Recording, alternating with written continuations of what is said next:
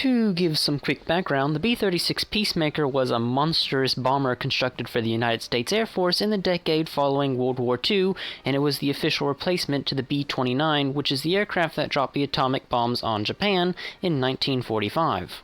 This monstrosity was unrivaled in size upon its debut, having 6 propellers setting on the back side of the wing, and later variants of the B-36 would also have 4 jet engines placed on the underside of the outer edge of the wings, giving them a total of 10 engines. As a whole, the B-36's design was reliable, but it did have a chance to catch on fire due to faulty fuel lines, and this was steadily worked out as the aircraft was produced, which by the end of its production line, almost 400 planes were built.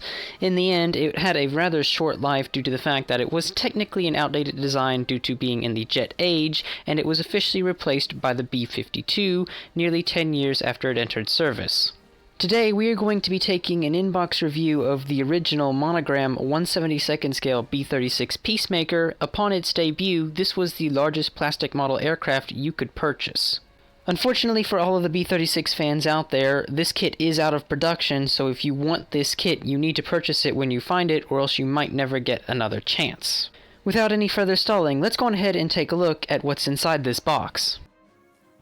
Alright, so the first thing we have in the box is 2 halves that make up a fuselage.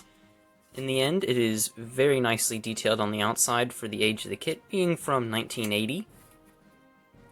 There is really not much to complain about with this kit, and as I have been test fitting it, it actually fits very well. It's almost no seam at the top when you press it together.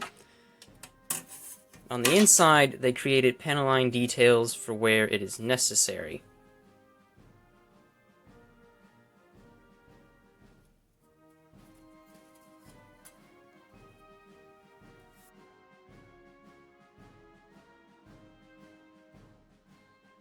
Up next, we have 2 halves that will make up the wing. Once again, very nicely detailed, including up where the landing gear goes.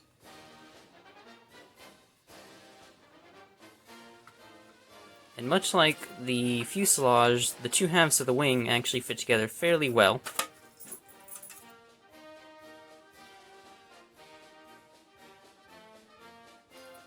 Clear plastic parts.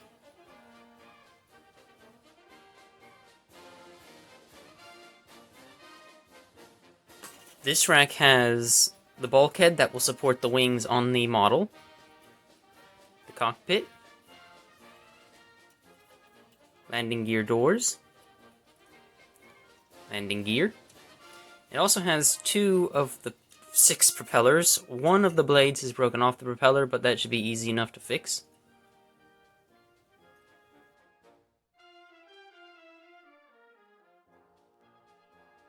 Next, we have the wheels to the landing gear. This appears to be some sort of flap. Parts that make up the jet engines, the jet engine supports. Now, if I can remember correctly, this goes to the 6 propeller engines, but I don't remember properly.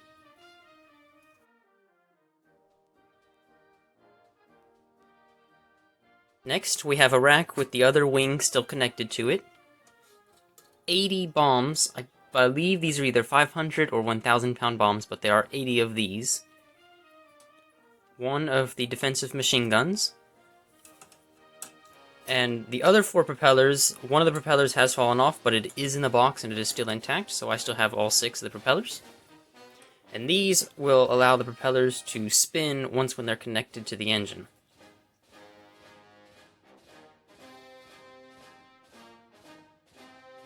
This is the rack that used to house the other wing. It has seats for the cockpit, and you get 4 crew members, 2 of which are pilots. And then here are some details that go in the cockpit. All of these are very nicely detailed.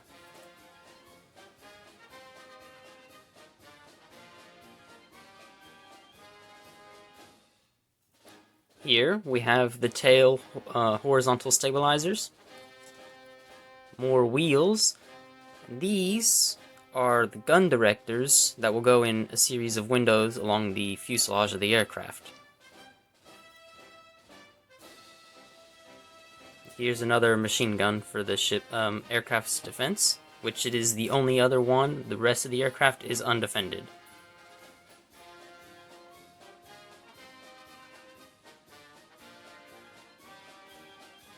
Here we once again have a horizontal stabilizer. Some of the bulkheads for the inside of the aircraft, so the bomb bay, and I believe this will go to the cockpit.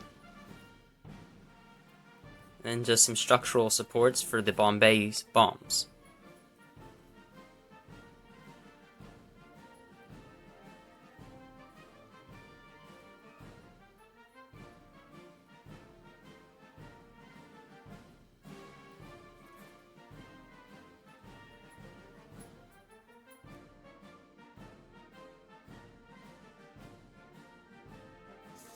Next thing is an instruction sheet and an advertisement that shows some of the specifications of the B-36.